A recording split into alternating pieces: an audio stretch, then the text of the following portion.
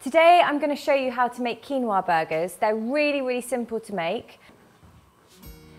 Now the trick with these burgers is normally what I would do with the quinoa and how to cook it would be to just, as soon as it starts to sprout, there's like a little tail that comes out of it when you start to cook it. I would then stop cooking it, but for these, I'm going to overcook the quinoa and let it steam in its own heat. Then it gets really mushy and you don't actually have to use any egg or flour to bind them, which is great also for vegans. Once your quinoa's in, what we're going to do is add some of this stock called bouillon. So we just add in a tablespoon into the hot water with the quinoa. So about 5 minutes after taking the quinoa off the heat and putting the lid on, you'll see that it's really starting to get sticky and glutinous in there, which is exactly what we want.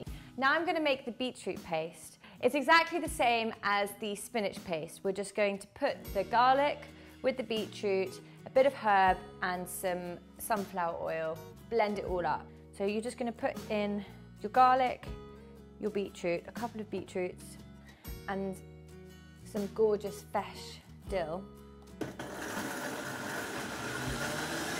So now we've got our beetroot paste as well. Look at the colour of that. Pour that in. Then we have our two pastes ready to make our quinoa burgers. So take the lid off the quinoa and it will be really sticky now, like sticky rice.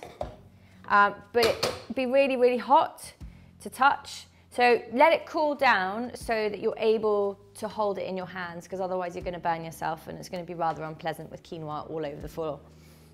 So you want to put about half of the quinoa that you've made into a bowl. So we're going to make the spinach one first. So just add a couple of tablespoons in and we're going to just mix it in. And it just goes this really beautiful, vibrant green colour.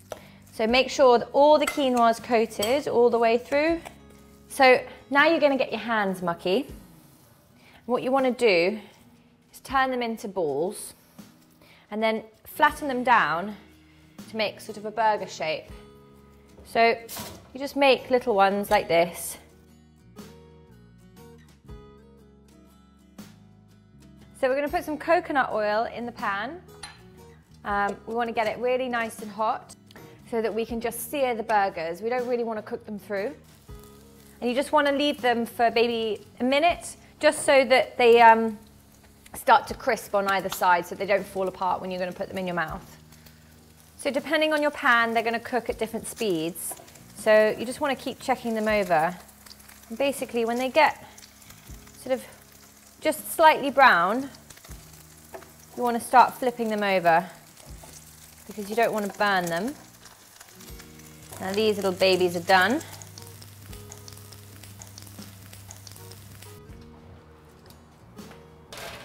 Even Lottie thinks they're meat.